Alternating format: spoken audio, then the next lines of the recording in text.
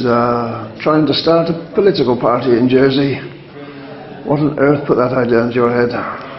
I'm quite political myself, and I thought, since Jersey makes it quite hard to inspire the youth of politics, that I would do it myself and maybe get together a group, because there's surely not just me in Jersey that wants to get involved in politics. Presumably you voted at the last election? I did. Most recently? First time ever? Yes, I did. A lot of the people who said they would vote one way in such a situation, they don't. They get in, they completely change their mind and their opinions, and the manifesto goes out the window. You told us you live in district number 3. It's not a trick question, but do you know the names of the deputies who are elected? Offhand, no. And, in the past 3 years, have any of them knocked on your door? Allegedly so, but I've been out when they've done so. But, they would certainly have got, they got a little bit of time if they had. Other members of your family to vote, or just your one-person household? They're utterly, without wanting to use the word, but they're certainly teed off with politicians and the quality. To them, this is basically their opinion, they're all the same. There's nobody worth voting for to make any kind of a change, and it's basically a kind of rich man's club, and they all look after a certain amount of interest. And I mean, for example, recently the lowering of the taxation rate on everything over earnings above 625,000, is it? That's basically, it just goes to show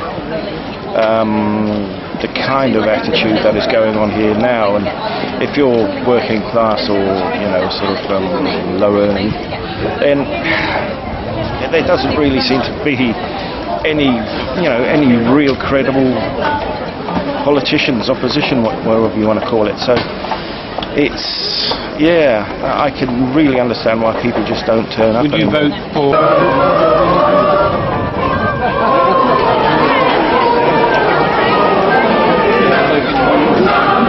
It's for the carers. I do, because of the trust fund. Right. When that runs out, it goes down to the states of Jersey. You're having a bit of trouble, you were saying, about because you've got a trust fund, Social Security are getting a bit mean. Yeah. Why is that? What are they saying? They're trying to pull the benefits. What benefits do you get? What ones do you actually get? Disability benefit. Right. Did get transport allowance, but the benefits system changed. So it wasn't called that anymore? It's called incapacity benefit. And are they trying to reduce it or take it away altogether? Take it away altogether. So in other words, you'll have to draw upon the trust fund. Yeah. Which you haven't actually got control over, because it's a trust fund. And it's running out rapidly. Is it running out rapidly? Seems a bit sad that they want to reduce you to having no money before they'll pay your Social Security. It seems rather harsh, doesn't it? Yeah. Are others I've given up on B&Q because I was doing it for so long, and I was trying to get paid work. They weren't paying me. Strange enough, they were talking about persons with disabilities getting into employment today in the States, and the States record isn't very good, really. There's not many people getting employment. Why is it so difficult, do you think? Wheelchair access. Is it simple as that, is it? Yeah. If there's not wheelchair access, you can't get in. And the Discrimination Act comes into it. Right. Because they don't know how to speak to somebody in a wheelchair. Really? I mean, after all these years, you still find that is a real problem, do you? Yeah. Why is it, do you think? What's the problem? We all start off in a wheelchair. We all start off with a perambulator. Some of us... People who haven't met people in wheelchairs get really nervous. Yeah. And don't know how to deal with it. It is that how adaptable are houses that exist at the present? Well, generally they're not that adaptable, because you've got structural walls that can't be moved without some expense. You've got space issues and also staircase issues to get over. Homes that are being built now do have a certain measure of adaptability, in that the building regulations require you to have a possibility of a hole through the floor for a future lift, larger space in the toilets and bathroom areas, and ability to turn a wheelchair and get it through a corridor from one end of the house to the other. But that's only a small proportion of our housing stock, and the question about living in the home and being supported in the home in your older age really relates to most of our housing stock. The thrust of this document is that the main aim is to get people out of residential care and into their own homes where possible. Now, the figures they're talking about are quite frightening, the doubling of the elderly population, but it's not, as you say, it's not just elderly people, it's young people. People from birth can be fairly severely disabled or need care and can require quite substantial numbers of people, facilities, buildings. The implications of this document, the preferred option according to them, is quite frightening. Well, I mean, you can do quite a lot with adapting a house for disabilities to enable people to live longer in their own homes. And I think socially, people do prefer to stay in the home that they used to and have their own living space. But at the end of the day, they have to be able to care for themselves. So even though you can bring in adaptations, you can put in stair lifts, you can increase space or maybe move the bathroom into a larger room to provide the extra space that's required for a wheelchair or for particular bathing needs. There's only so much you can do, and once you get to the threshold where the person can't care for themselves, then really independent living is not the solution. You've got in your hand, if you could just lift it up so that people could see it there. Now obviously that's in recognition of your work, but presumably authorities don't just recognise things and hope you'll go away. They obviously realise you're the sort of person who's going to carry on campaigning. Is that the intention? Oh, absolutely, yes. Yeah, I think this just gives you a bit more recognition now to be able to continue that fight for the well-being of the children. And whereas some people might not have taken you seriously, it sort of recognises the fact that what you're doing isn't something that's here today, gone tomorrow. It's here long term. It is a serious issue, and yeah, we would definitely keep on. This year is an election year. Have you got any aspirations? You have stood before. Yes, and hopefully I'll be standing again, and who knows, when I get in there, there's some issues that I'd like to look into for the children and hopefully try and make some improvements. The only two firms I worked for when we had a social club. Right.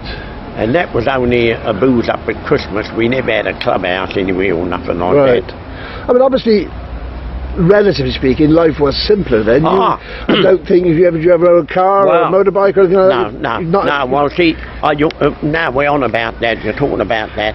I'm coming back to that poor chap that was found in the Victoria Cottage Homes there. He was 6 weeks without nobody knew he was there. You know. That's right. Well, around this time, when I was working here, I was living in a yard in Devonshire Place. Right. Now, we never locked, in those times, nobody had any money, so you went to work, you didn't even bother to lock the door. My mother stayed at home, she was a housewife sort of thing. My father went to work, my sister was married, and there were several people up the yard, they were all in the same position, and nobody, they were in one another's house having a cup of tea and all that, and you never bothered. You'd have never been had 6 weeks there without being found. You know, they'd say, I haven't seen you. I haven't seen Mrs. Arkwright or Mrs. So-and-so. And they'd knock on your window and, are you all right? Or things like that. So there was a strong sense of community there? Yes. Like in the wartime Britain, like, you know. Because I think it probably comes down to it again.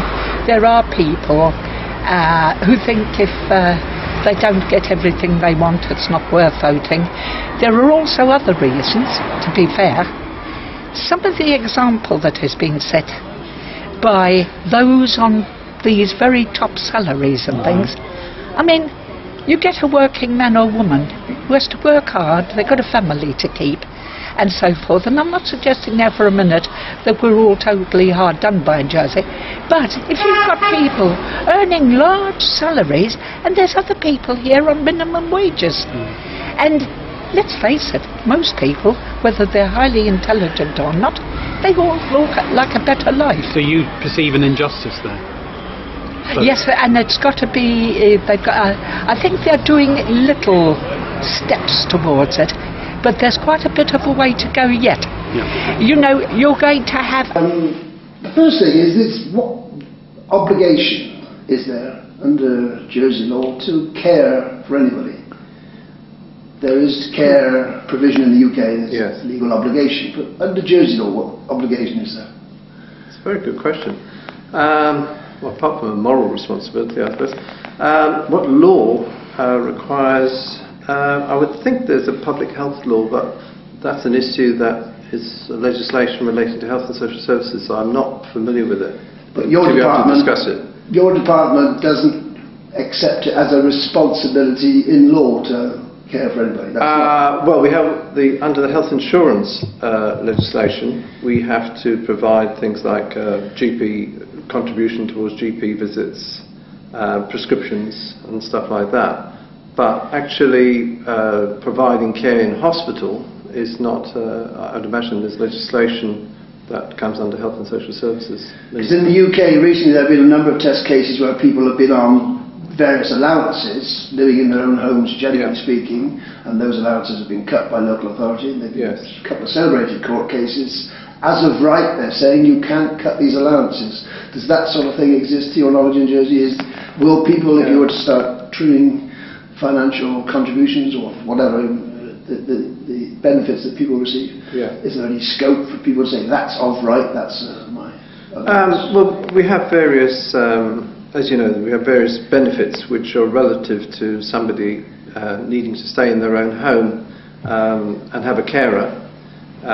So if that person needs to buy in, if you like, caring services such as family nursing and home care, and their level of impairment is such that they would be classified under the income support rules as needing a full-time carer, then they can, if they qualify for income support, they can receive financial support in their own right.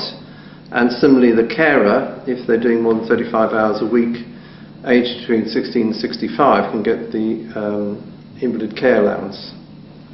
I mean, no doubt in places like the UK there are residency rules, but the residency rules here are quite complicated for people to claim various allowances. You have to have been here, and there seems to be potentially an area of people who will slip through the net as far as potential care provision is concerned. Is that something you're aware of? Well, the only people who would slip through the net as such would be people who haven't had 5 continuous years of residence in Jersey who need to go into care. Long-term care, whether it's residential or nursing care, they would be the issue as to whether, as a minister, I could make a discretionary payment if the case merited it. But under normal circumstances, they wouldn't qualify for income support if they haven't had 5 years continuous residence. Obviously, I don't want to go into